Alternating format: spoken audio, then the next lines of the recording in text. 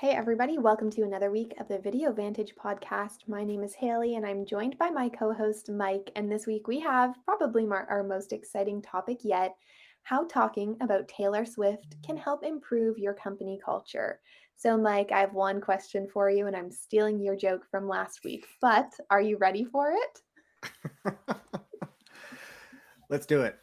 I mean, you wore your Taylor Swift shirt, so I think you are more than ready for this conversation. I am ready for it. Yes, I think I'm ready to go. So let's get started here. What do you think it is about Taylor Swift's music and her career that makes it relevant to these workplace discussions? Yeah, I think that she is her music is so pervasive in culture, like in pop culture. Um, I think there are a very widely diverse set of people who enjoy her music to varying degrees, and so it's kind of become this like common thread that people can talk about, whether it's a song or a video or a tour or whatever it is, right? Or maybe have their kids like it or their friends or whatever it is, right? But I think there's just, she's so pervasive in the pop culture these days that it's just this common denominator that everyone has.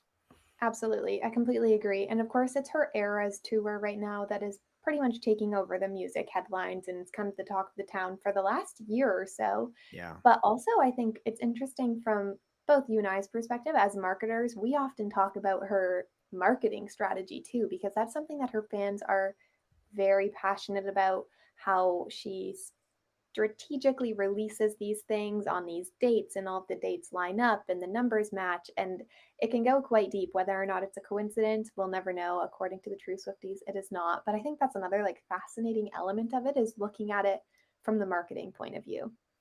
Yeah, like I don't think there's any coincidence in those numbers, right? I mean, it's a coincidence that we're talking about Taylor Swift on episode 22 That's of just fate. It's of meant our to be. podcast. That was just total fate.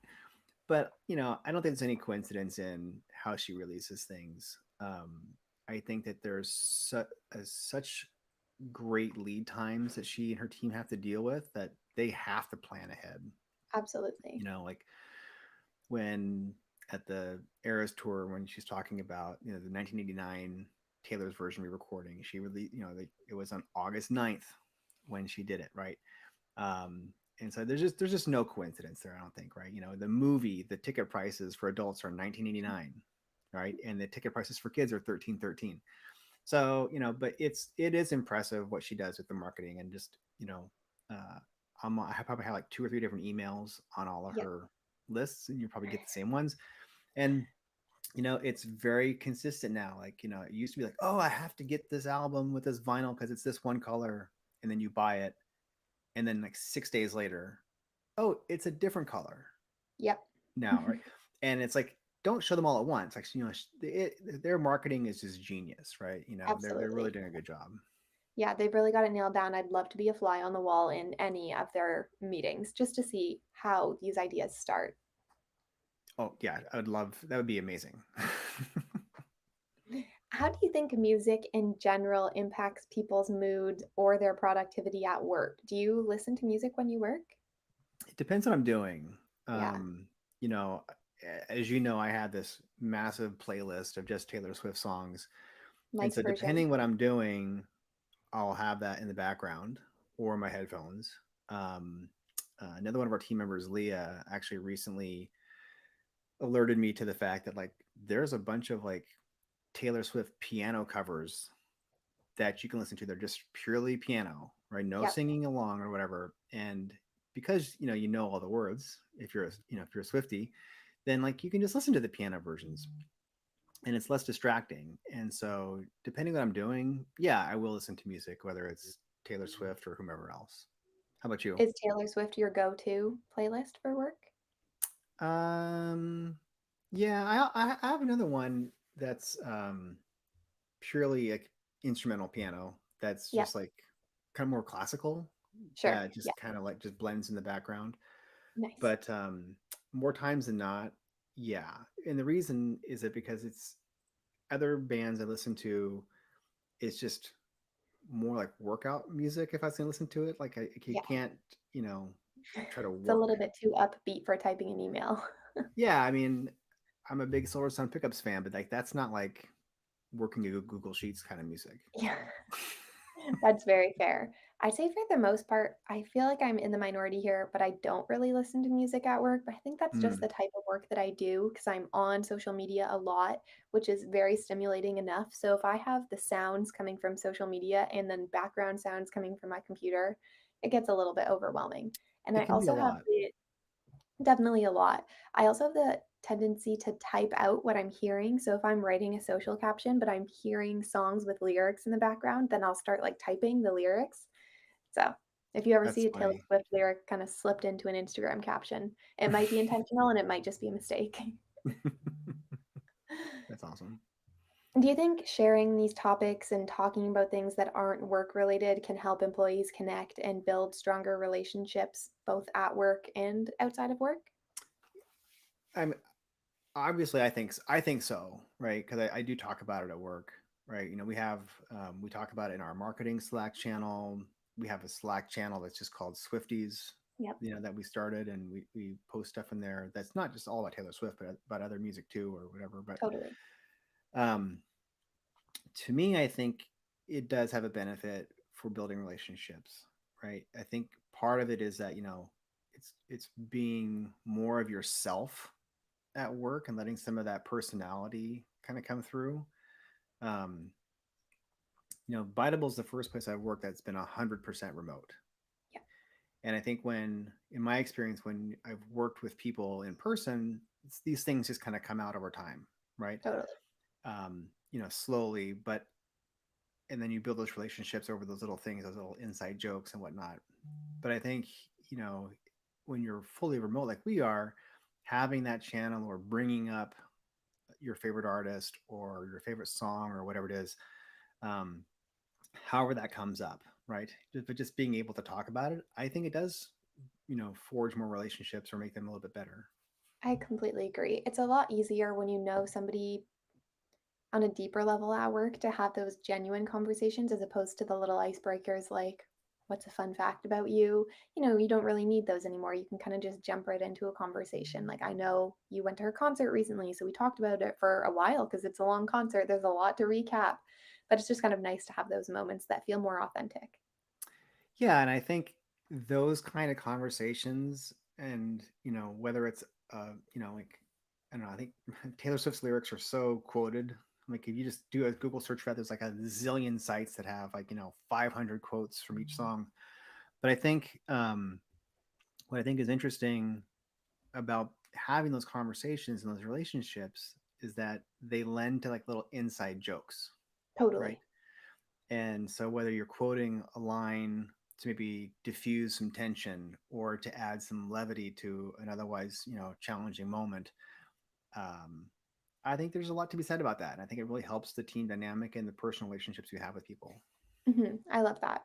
And aside from the culture side of things, we talked a little bit about how we want to be a fly on the wall in her marketing meetings. But do you think talking about her career or kind of looking at her career as being aspirational can be related back to professional development at work? Yeah, that's a great question. The way I kind of perceive it is, you know, more likely than not, the story I tell myself is that people will evolve their careers over time. Yeah, Maybe not as dramatically in some cases as others, but you know, seeing Taylor Swift reinvent herself several times, you know, throughout her career, some more drastic, some more little minor things, right? But just really kind of like, you know, you're not stuck to one thing. Just because so you true. graduated from college with a degree and fill in the blank Yeah, doesn't mean that that is what you have to do, right? absolutely. And it, you know, so that's kind of my perspective of it. I mean, what's your take on that? And also, I'm curious what you think about how she's evolved, maybe in the last, you know, handful of years. Yeah, no, honestly, I love your take on it. I think that's such a great perspective to have because obviously most of us aren't going to become international pop stars or huge celebrities like Taylor. So I think it's hard to kind of directly relate yourself to her career, but you can look at it from the perspective of she started as a little country music star playing small venues. And then, like you said, she went through all of her different eras. She's really changed the style of her music, which some people aren't happy about, but she kind of stayed true to herself and kept going with what she wanted to do. And now look at how successful she is. So it's kind of just a nice message to have. Yeah, I'm interested to hear what you have to say about um, talking about pop culture and work is like. I mean, I think we talk about Taylor Swift's Eras tour. You shared some of the Jonas Brothers tour that you just went to with the marketing team the other day. But like, um, how do you think about talking about pop culture in team meetings or one-on-ones affects the culture of an organization? Yeah, I feel like it just helps you to get to know one another better in a, again, that more authentic and transparent way. So even starting a conversation in our marketing call, like you said, I just went to the Jonas Brothers concert, so it was kind of chit-chatting about that. But then the concert was in Vegas, so Vegas came up and we have two international team members. Leah's in Australia, Flavia's in Brazil. So it's kind of like it opens the door to, have you ever been to Vegas? What was your experience like? Tell us about that. And Leah has been to Vegas before, so we kind of got to hear about her story there. So I think it's just a good like foot in the door to learn more about people in things that they're like actually interested in talking about. Yeah, yeah. I also appreciate from my perspective um, when we talk about pop culture stuff because there are things that you guys will bring up, right? That I'm like, what is that, right? Yeah, And I think we try to bring some of that pop culture moments into our channels, right? So like our social media absolutely. channels, Yeah. like the one that we've got going on today with the Justin Bieber, Haley Bieber, that the picture of like her all dressed Showing up up and him for in her his launch party. Yes. Crocs, yeah. Which weren't they going to like a Dunkin' Donuts or something? So now I can give you the full backstory. Haley has a brand called Road Beauty. It's a skincare brand. So she recently launched a strawberry glaze product, and part of that was the Dunkin' Donuts. They did like the strawberry That's glazed right. donuts. So that was kind of the larger part where they were headed in that meme where Haley is all dressed up in her red strawberry outfit and Justin is hanging behind in his sweatsuit with his hood like tied around his face. They were heading to her actual launch party. I think it was in New York. So it was like a big event for her, which was why people were kind of mocking it. Like she's dressed to the nines and your husband is just behind you, looking like he just woke up. Yeah, but like so those types of things like when they come up in the team meetings, right? It helps me like go, oh, I know what that is now, right? Yeah, And so it totally. helps me understand, okay, what's the context? Why are we showing it? Or are we thinking about showing these types of things? And so Yeah. I don't know. Yeah. I to be honest, I don't always get the references, but I always appreciate that you or others will explain to me, and that to me is an opportunity for if anyone else finds themselves in that situation, I think it's an opportunity to lean into just saying like, I don't know, right? I Yeah. don't know what this is, can you help me Totally. out and explain it? And to me, I always think that um, it's important not to pretend like you know everything, right? If you don't Uh-huh. know, just say you don't know, right? Absolutely. Yep. Yeah, you don't have to be the smartest person in the room. I think it's best if you're like surrounded by people who know more about some topics than you do, and then they can teach you and you can kind of learn from each other. And it's just a nice opportunity. Yeah, no, 100% agree with that. 100%.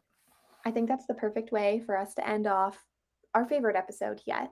But thank you everybody for joining in as we discussed Taylor Swift and her impact on the workplace culture. Mike, thanks for joining me. Thanks for dressing up for the occasion. Everybody just take a second to take in Mike's shirt and we'll see you again next week for another episode of the Video Vantage. Thanks, Mike.